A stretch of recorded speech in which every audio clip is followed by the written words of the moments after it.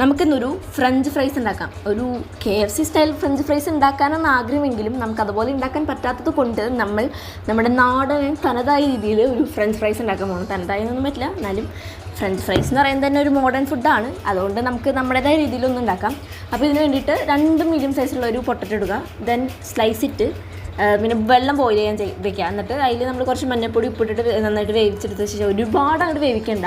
എന്നിട്ട് നമ്മളൊരു മൈദ എടുക്കുക. മൈദയിലേക്ക് മുളക് പൊടി ഉപ്പിട്ടിട്ട് ജസ്റ്റ് ഒന്ന് കോട്ട് ചെയ്തെടുത്താൽ മതി.